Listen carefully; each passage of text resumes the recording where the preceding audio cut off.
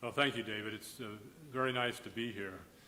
I've been told that one of the key things here in this presentation is to try to teach everyone how to be an entrepreneur. And I'm not sure how successful I'll be at that, but we'll give it a try. I think one of the key things that you really need to be successful as an entrepreneur is to have a wife or a husband that will really be able to support you and help you through uncertain times. So I'm very appreciative of my wife and all the support that she's given me over the years. Well, preparation. How do you prepare to be an entrepreneur? Well, you need to be inquisitive as to how things work. This is going to be a little bit on the tech side because that's my experience. You need to try to be the best at everything you do. You have to believe in yourself, and it needs not to be a false belief, but you need to be able to clearly analyze, think about it, and be sure that what you analyzed is correct. But don't be discouraged if others push against you once you've analyzed it correctly. Now, this is a hard one to do. Be at the right place at the right time. I'm not sure how you do that, but it's important. And get a good education. There's a song from my era that says, "My lack of education hasn't hurt me none." Well, I'll have to say that I found the converse to be exactly true, that my education really benefited me. In fact, when I was a student here at BYU, I had, I think, only one class from Dr. Jens Johnson, who was currently then the chairman of the electrical engineering department, or the dean, the head of the department, whatever you call it. And he was talking to the class, and he said, "Now, my recommendation to you is that when you go out there and find employment, that you pick the company that will provide the best professional growth." And that was the advice he gave, and that was advice that I followed with maybe one exception, but it worked well for me. Well, I'm going to give you a little background. My second job, I worked for ITT. Now, you are all, except for the faculty, some of the faculty here, you're all too young to remember this probably, but in 1982, there were really only two companies in the world that produced much in the way of telecommunications equipment. Those two companies were AT&T through its Western Electric arm and ITT. AT&T serviced North America, ITT serviced Europe, South America. And so when I landed a job in fiber optics working at ITT, I thought I had the world's best job. But I'd only been there for about 3 months, and they started selling all their fiber optics divisions. So I kind of guess I had that one figured out wrong. But anyway, I got there in January of '82, and there's a fellow working there. He was my boss's boss, Dr. Charlie Coe. 3 years ago, Dr. Coe, who's still alive today, was awarded the Nobel Prize in Physics for his pioneering work in fiber optics. And Dr. Coe was one of the real pioneers who demonstrated that fiber optics could be made low enough in loss to be commercially viable in fiber telecommunications. This is an amazing accomplishment that he made. And let's just drop back for a minute and talk a little bit about the internet today. From the audience, what are some of the key technologies in the internet?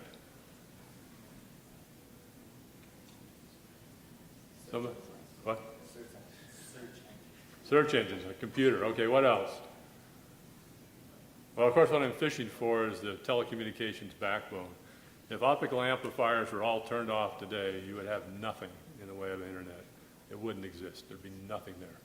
Because all that information that flows on the internet, you may have a wireless connection, but that's only for a couple of miles, and at that point, it's on fiber, and that's it. And without that fiber backbone, you would have no internet today. Let's talk about the fiber. How big is the commercial fiber that's used today?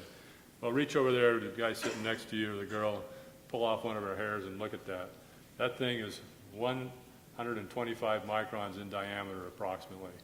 And that's the diameter of the commercial fiber telecom fibers that are used today.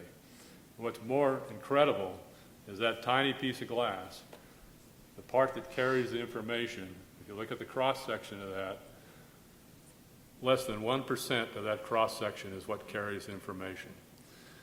Now that fiber is incredible. It has enough bandwidth on the commercial fiber that's deployed today, and in the window of the optical amplifier, the Erbium optical amplifier, there's enough bandwidth in that fiber to carry 1 million high-definition channels on one fiber. Now, there's a little bit of work has to be done to do that, but I'm sure in a few years that'll be passed. I mean, it's not done commercially today, but that's what's possible with the physics of it. Now, I fly a lot. I've probably got about 3 or 4 million miles on airplanes so far. And if you fly over St. Louis, Missouri on a clear day, you can see Chicago. It's quite a ways away. Fiber optics are used commercially today 10,000 times more clear than that clear day where you can see Chicago from St. Louis. It's incredible. The piece of fiber is stronger than steel on a cross-section and a weight basis. Well, I got another question for you. What's the world's greatest invention? What? Don't be shy. The computer, electricity. Well, I'll tell you what the greatest invention for me has been, and I think it's clearly in the running as the world's greatest inventions, and that's the laser. What can you do with the laser? You can create temperatures on this Earth that are hotter than the surface of than the sun. You can do real alchemy. You can convert one element to a different element. They're used in DVD players, they're used in TV remotes, used in industrial welding, they're used in medical surgery. You may have even gotten a ticket from a police officer that had a laser radar. Any hands on that one? Okay. So I'm going to show you in this talk how with just mastering 3 or 4 simple optical technologies you can create billions of dollars of value. Well, after ITT, I went to work at Optelecom. It's a little fiber optic boutique in Washington, D.C. area in Rockville, Maryland. And I was hired to work on the contract R&D that the company had for Chevron Oil Company. And they were developing in-fiber Bragg gratings. And we'll talk a little bit more about in-fiber Bragg gratings, but just kind of hold that in your memory. That's one of these key technologies that we were able to exploit. Another interesting thing, this is all kind of coincidence because I talked about Charlie Coe. Even though he was my boss's boss, we didn't have much interaction. But at Optelecom, there's an interesting fellow working there, Dr. Gordon, not doctor, didn't have a doctor's degree, Gordon Gould. Now, Gordon Gould is widely known in the world to be the inventor of the laser. Actually, he never got a patent on the laser. He tried very hard to get a patent on the laser. Couldn't do it. The patent office wouldn't give it to him. But Gordon thought, he said, you know, they're not going to give me this laser patent. He says, but what are the key elements in a laser? There are 2 key elements in a laser: an optical amplifier and a method of providing feedback for that optical amplifier. It's basically an optical oscillator. So Gordon worked very hard in his fight with the patent office, and in 1977, he got the patent for the optical amplifier. And then he fought further, and he said, well, you know, to make a laser, we need a method of feedback. And he said, well, he worked on that, and he got a very important patent on a Brewster window for a laser. That's a method of providing feedback. Very important in industrial lasers. And he got that patent in 1985. By 1987, he had all the major industrial users of lasers paying him royalties. Gordon Gould was one of the hardest working persons I ever met. In 1989, I went to work for General Instrument.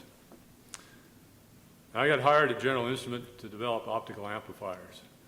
There was big excitement in the R&D world of fiber optics then. Dr. David Payne, Southampton University of England, had shown that light could be amplified in a piece of fiber. And this really created a buzz among the technical community. As you'll see, that had profound implications. And you're seeing it today. Without it, you wouldn't have an internet. You got to have computers and software, but without optical communications, there would be no internet. Well, this fiber Bragg grating, just a couple of technical slides and then we'll move on. The optical amplifier is interesting. It amplifies light without being converted back to electricity. That's very key. Another thing it does, it can not only amplify one information stream, but it can amplify hundreds of information streams at the same time. Now in light, we have different information streams. We usually talk about different colors. So what this represents here, you see the blue, two colors of blue, green, and a red. The ability to remove and add a particular color in one of these optical amplifiers is very important. So what you see here is a method of removing the red color. If we're going from left to right on the screen, have these four colors coming in. If you want to remove the red color, this fiber Bragg grating can be made to remove just the red color and the rest of the light move on through. Conversely, it could be used to add the red color to this optical stream. So what is this in-fiber Bragg grating? Well, you take this fiber, remember it's the diameter of a piece of your hair. It's possible through some sophisticated laser processing to place a change in index of refraction of a few millimeters of length in that piece of glass. And in so doing, you get an index of refraction that's shown there on the second slide down. And that change of index of refraction, just a few percentage points, will allow a particular wavelength of light to be separated from the rest of the wavelengths of light. It was just coincidence that I got to work on this at Optelecom. And when I went to work at General Instrument, we didn't know how to make them at Optelecom. We tried really hard. I published two very obscure papers on these in-fiber Bragg gratings. There's some of the very earliest papers ever published on them, however. But we made them in a very clumsy fashion. We actually etched them in glass with acid. So we exposed them with a photoresist and we etched them with acid, and they're very fragile. And the problem with these things, if you looked at them sideways, they'd break. Well, when I got to General Instrument, there's a couple of guys, Meltz and Maury, at United Technology, and these guys figured out how to make them so they're very robust, very strong. And as soon as I read that paper, I got on the plane and I flew up there and met with these guys and immediately started to work with the Bragg grating. But I knew instantly that those guys had it. Now, what is an optical amplifier, this thing that created all this wealth? It's very simply that. It's the ability to take optical signals, and again, multiple colors. You could think of this, even though each color can carry lots and lots of information channels. You can think of it conceptually. Think of each one of these three colors here as each carrying a separate television channel. Now, when that signal gets too small, you need to amplify it. Well, this optical amplifier does exactly that. It can amplify the light without converting it back into electricity. Because when I first showed up at ITT in '82, information would go down these fiber cables, and after it went 20 miles, they'd have to detect it optically, amplify it electronically, and then send it off on its way optically again. This changed all that. Well, I had a little visualization. I don't know if it's worth trying to do it, so we'll stand back from that. But this is a little cartoon that showed one operating. You can all get on Wikipedia later on and put in urban fiber amplifier and run it yourself at home. So, I got to General Instrument in '89, and they treated me very well. Dr. Len Tarshis, PhD in physics from Stanford. He was in charge. General Instrument was the largest supplier of equipment for the cable TV industry at the time. They've since been bought by Motorola. But Dr. Tarshis had a firm foundation in the hard sciences, and his division was the one that was responsible for what we call the outside plant. And General Instrument was in the process of converting all of their products to what we call fiber to the node. So if you've got Comcast or Time Warner or whatever is your cable guy, they have a fiber that runs into your neighborhood, and from that neighborhood post they use coax to come the rest of the way. And so Dr. Tarshis realized that this optical amplifier could have profound industries for any any people that were using fiber for telecommunications, which would be telecom companies and cable TV companies.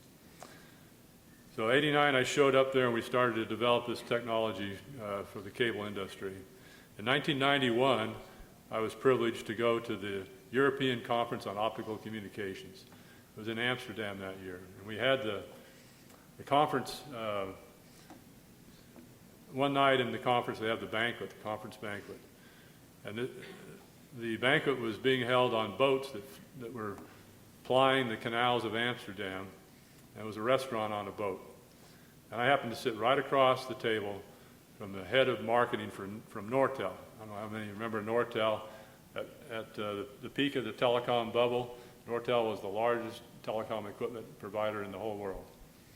I sat straight across from the head of marketing at Nortel for optical fiber, and I said to him, because remember, this was this big excitement. The optical amplifier was shown by Dr. Payne to be practical in 1989. I said to him, how important do you think this new optical amplifier will be commercially? The answer was, not very important. I looked at this guy and I said, one of us is on the wrong planet. And I remember thinking that the guy should be fired. Maybe I should be fired, I don't know. But anyway, he was dead wrong.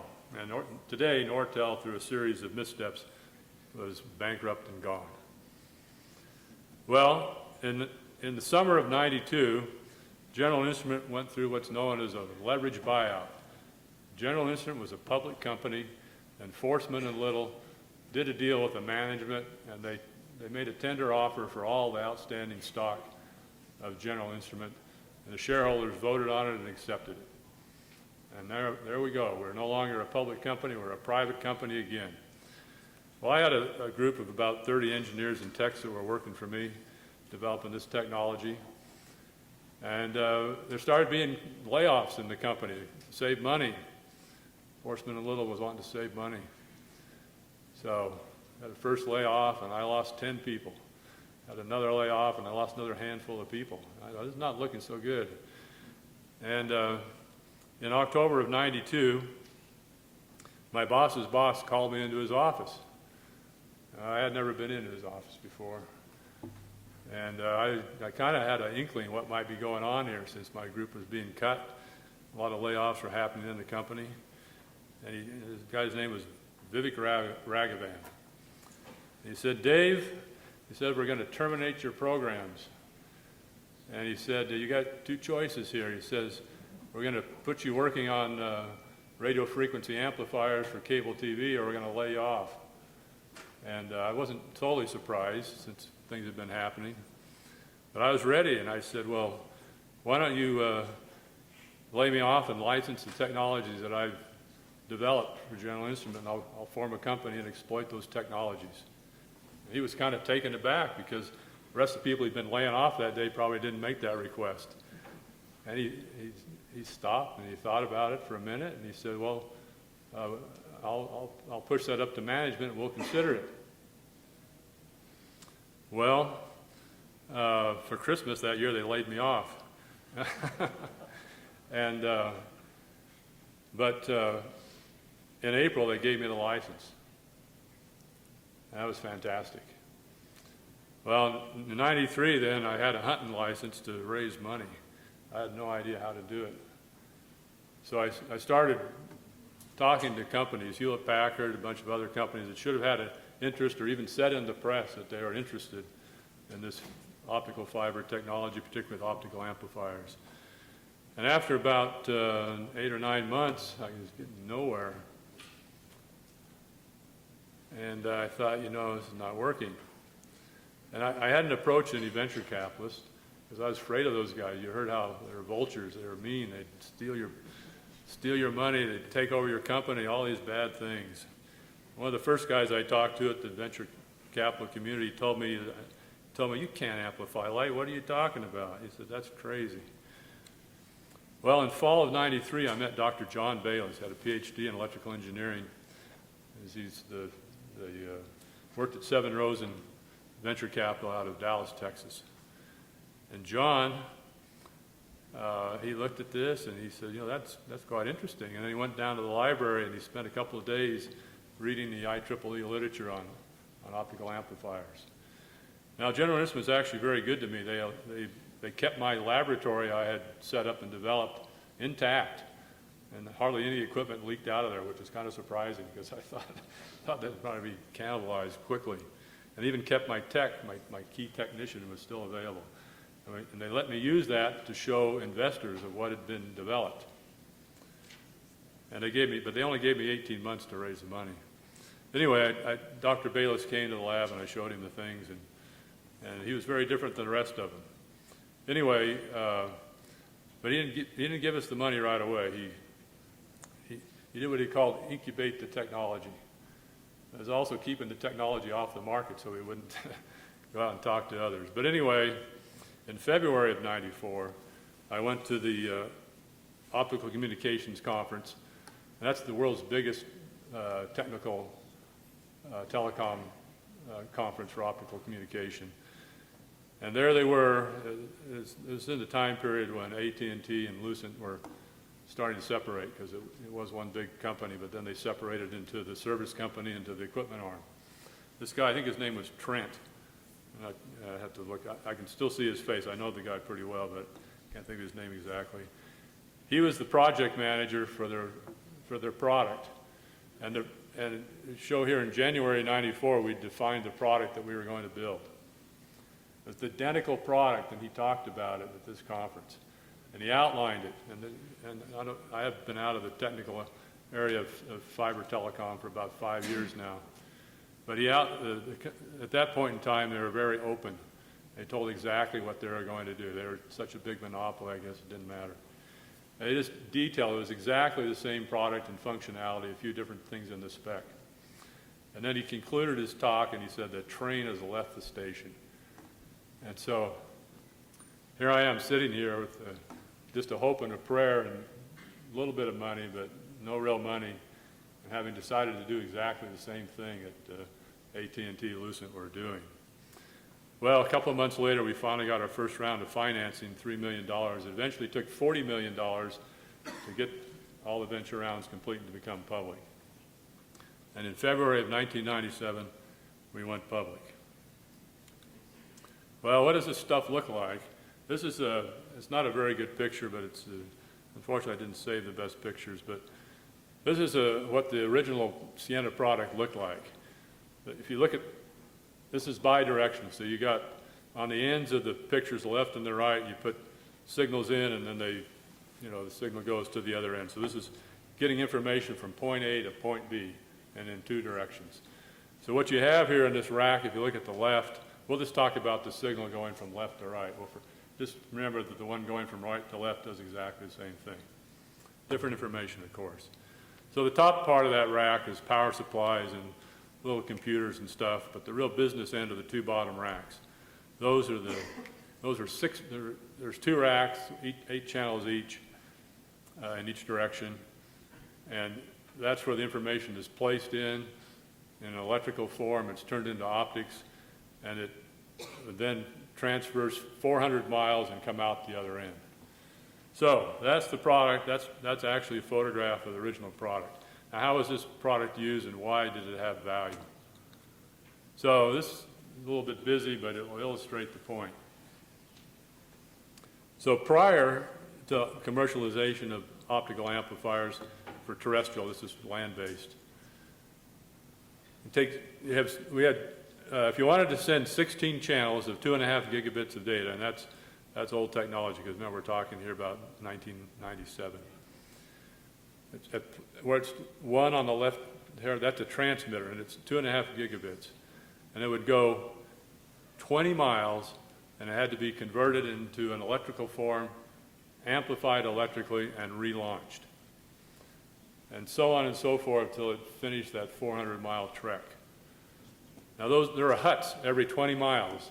Hut means a little room where this telecom equipment is sitting out along the railroad tracks. Well, with the Ciena equipment, and we call those things that amplified and relaunched regenerators. With the Ciena equipment, we could replace 272 regenerators and 16 pairs of fiber with the equipment you saw in the previous photo. And it had one rack of equipment on the left, and it had 4 optical amplifiers in between and another rack at the other end. And so they're replacing 272 regenerator pairs and 16 fiber pairs with 1 fiber pair and 4 boxes in the middle, and no longer spaced at 20 miles, but spaced at about 90 miles apart. It's a tremendous value proposition. And particularly for one company, one telecom company in particular, is a fantastic value proposition. And that company was Sprint. Now, things have changed a lot from those days to these days. These big guys are mostly cell phone companies. But in those days, AT&T and MCI and Sprint were long-distance carriers. And Sprint was the first telecom company in the world to put in a fiber optic network nationwide. And some of the older folks here can remember the pin drop. It was so quiet you could hear a pin drop, and they blew up a microwave tower, and then they dropped the pin in the ad. Get rid of that electronic communications and the radio communications. And they had a problem. They were the first ones to put the fiber in, and their fiber cables only had 6 strands of fiber. And they were out of fiber. And they were going to have to incur an enormous cost to redo their whole network and put in more fiber. With this, they just multiplied their existing fiber by a factor of 16. And so they saw it and they bought it. And we were off and running. I want to talk about Lucent, AT&T, and Mr. Trent. Their system only had 8 channels, and we had 16. It was kind of funny. It wasn't really funny. It was pathetic. I used to go around to trade shows, and they were very open. They had their technical stuff there, and they had their equipment, and they published about it. And they'd have the analysts there at the trade shows, and I'd go over there, and I'd say to the analyst, "How many channels does an 8-channel Lucent system have?" The guy would go, 8? I said, "No, only 5." Because their system only would work with 5. It never worked with 8. Only worked with 5. It was trash. Didn't work hardly at all. That's how good they were, how well they did. And why did ours work? Because of those technologies we talked about, because of the fiber gratings. The fiber grating was the key. They couldn't separate 8 channels. When they tried to separate 8 channels, they could only get 5 separated. Only 5. So obviously their product wasn't so competitive. Well, this created a lot of stir in the business world. Here in Forbes of October '97, as a cover story. Ciena was hot. And they said a lot of nice things about us. This is from the article. Well, so time moved on, and in '97 I incorporated Corvus, a second company. And what did we do at Corvus?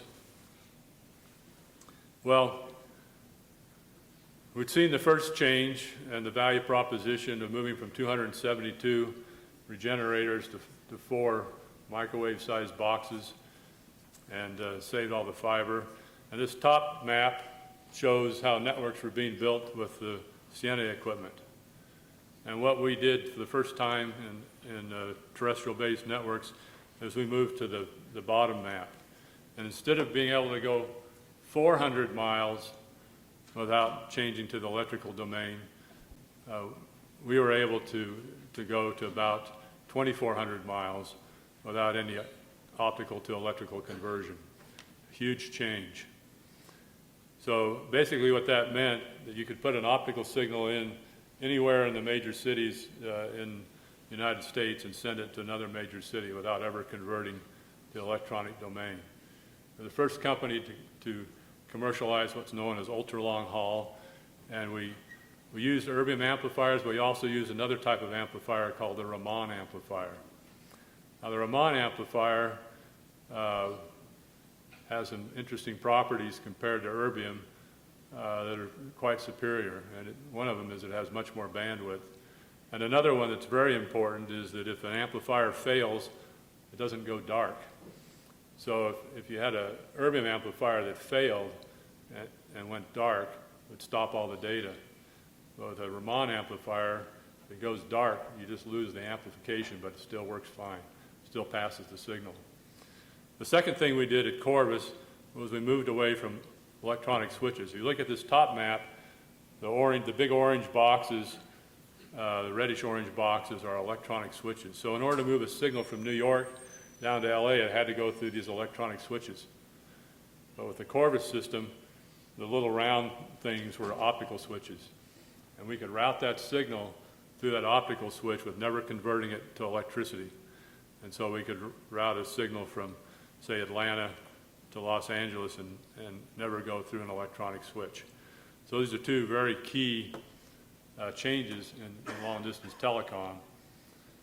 And that was a huge change. And it's taken the industry a long time to fully exploit those technologies, but it's in widespread use today. The one piece of technology I didn't get to do that I regret, but didn't know how to make money doing it, was when you have a radio or a television signal, these signals are close packed, very close together in the radio frequency spectrum. We use a technology called superheterodyning, where you take another radio signal and you beat them together, and then you can pick out with real selectivity the channel you want. Well, that's being done today in optics. It's amazing to think of it. You can take two lasers, one is a local oscillator, and beat it with another, and select and tune your optical channel. That's being implemented commercially, but unfortunately I didn't get to do it, but I wanted to. But so anyway, that's the story of Ciena and Corvus. And of course, as David Brown is so gracious to introduce, Corvus had an IPO that's, the Google and the Corvus IPO are two IPOs that have never been surpassed. And they raised about $150 million more than we did, and we had a higher valuation than they did. But those have never been surpassed for technical companies. So there's a lot of nice things, again, were said in the press. And I got one last thing to show. These little gratings are quite interesting. But another company that I was the lead investor on used these gratings for a completely different purpose. And we made a product. We need to turn the sound up here. We made a product and we sold it to Illumina. Illumina is the best performing stock on the NASDAQ for 2 years running, largely in part because of this product that we built and sold to them. And what you're going to see here is these little gratings show up once again. Illumina is one of the leadings in the decode of the Veracode technology platform from Illumina represents a revolution in multiplexed molecular testing, in genotyping, gene expression, and protein-based assays. Veracode, that's the product we sold. The Veracode technology utilizes glass microbeads embedded with digital holographic elements. When a laser beam passes through the bead, it is diffracted by the holographic elements, creating a code image which can be detected with a conventional CCD camera. Veracode microbeads digital coding enables tracking of markers of interest in multiplexed assays and identifiers, such as sample ID, laboratory ID, and reagent kits. The glass surface of the Veracode beads is ideal for a multitude of bioassays. Using beads with universal oligo capture sequences, or beads treated with various attachment surfaces, the Veracode technology enables flexible design of bioassays, targeting a single to several hundreds of markers in a single well of a standard 96-well microplate. Assays developed with Veracode beads are analyzed with the Bead Express Reader, a high-throughput detection scanner. The fluidic system in the Bead Express Reader draws 8 samples from the microplate at a time. Veracode beads from each sample are delivered into sectors of the system read cell. Through a combination of capillary forces and the tilt of the read cell, the Veracode beads align closely in each groove. The Bead Express reader's two-color laser detection system then scans across the beads for fluorescent detection and code detection. After scanning, the Bead Express reader flushes the beads and primes the read cell for delivery of the next set of samples. Data analysis is simplified with Illumina's data analysis software or with other third-party data analysis programs. The versatility of the Veracode technology provides a solution for numerous applications that benefit from a low-cost, highly robust, multiplex-based testing. These include biomarker research and validation, pharmaceutical development, industrial testing, agriculture, clinical research, and molecular diagnostics. Only Illumina delivers true multiplexing, true detection, true accuracy, true advanced technology. The truth is in the code. Veracode.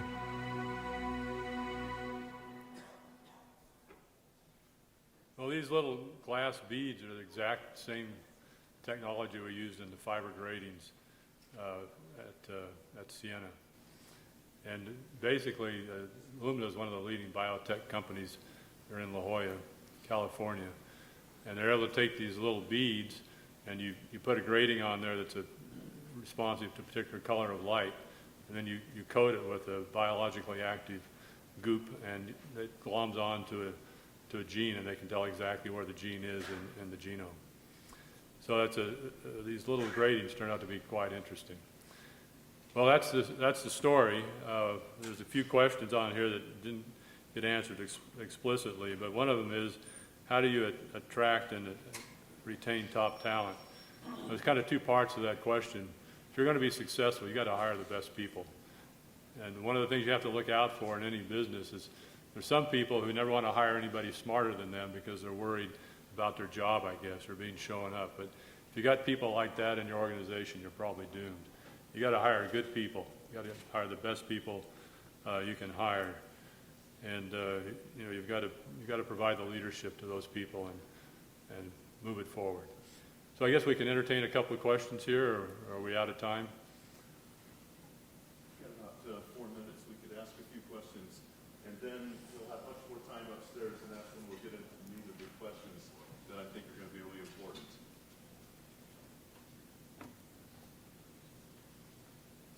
All right, you're all on your way to be entrepreneurs then. You're set.